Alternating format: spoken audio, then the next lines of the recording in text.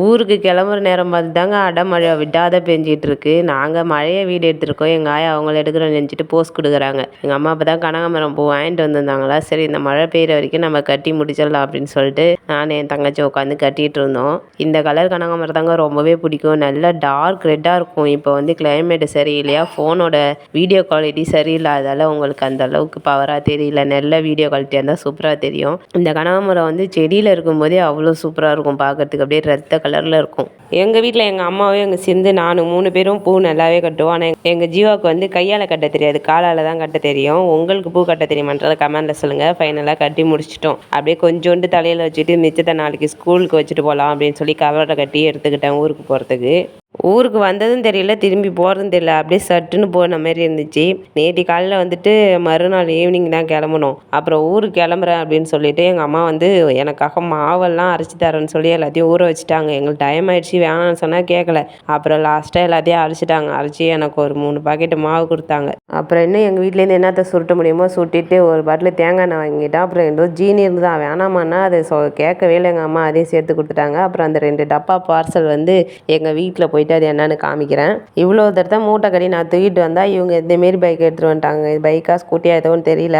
இதை எடுத்துகிட்டு வந்துட்டாங்க. இதில் உட்கார முடியல, எடுத்துகிட்டு வந்த பையன் வைக்க முடியல. செம்ம டென்ஷன் ஆகிடுச்சு. அதுக்கப்புறம் எப்படியோ முன்னாடி எடுத்துகிட்டு வந்த பையெல்லாம் வச்சுட்டு நாங்கள் 3 பேரும் பின்னாடி வந்து செட்டில் ஆகிட்டோம். உட்காரவே இடம் இல்லை, கஷ்டமாக இருந்துச்சு. எப்படியோ அட்ஜஸ்ட் பண்ணிட்டு போயிட்டோம். போகிற வழியில் பார்த்தா எங்கள் மாமா வீட்டில் அப்படியே இருப்பாங்க, பாய் சொல்லிட்டு போகலான்னு பார்த்தா வீடு பூட்டி இருந்தது. சரின்னு சொல்லிட்டு வர வழியில் பார்த்தா ஆப்போசிட்டில் வராங்க. அங்கே ஒரு பாய் சொல்லிட்டு அப்படியே கிளம்பிட்டோம். எங்கள் ஊர் பஸ் எல்லாம் பார்க்குறதே ரொம்ப கஷ்டங்க. அதுக்கு தான் அது எப்போ பார்த்தாலும் ஒரு வீடியோ எடுத்துருவேன். எங்கள் ஊர் பஸ் இது.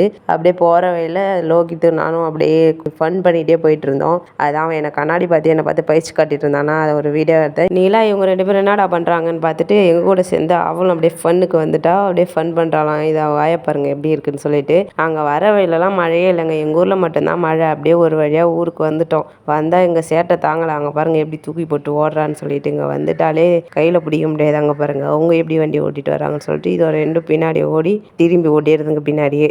அந்த எடுத்துகிட்டு வந்த பைக்கை மாற்றிட்டு அவங்க பைக்கை எடுத்துகிட்டு வராங்க. அப்புறம் வீட்டுக்கு வந்ததும் அந்த 2 டப்பா என்னென்னு சொல்கிறேன்னால அதை இவங்களையே பிரிக்க சொல்லிட்டேன். இந்த ஃபஸ்ட்டு டப்பாவில் எனக்காக நான் அதை எடுத்துகிட்டு வந்தேன், புளிச்சக்கீரை.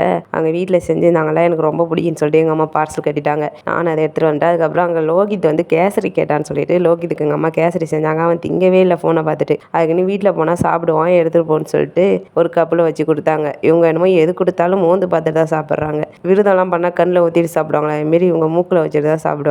அதேமாரி மோந்து பார்த்தாலே எனக்கு செம்ம இரிட்டேட்டிங்காக இருக்கும். அதை தின்னுட்டு ஃபேஸில் ஒரு ரியாக்ஷன் கொடுக்குறாங்க பாருங்கள். அதை பார்க்கல இன்னும் டென்ஷன் அதிகமாகிடுங்க. ஒருத்தவங்க இதுமாரி செஞ்சு கொடுத்தா அப்படியே ரியாக்ட் பண்ணுறது.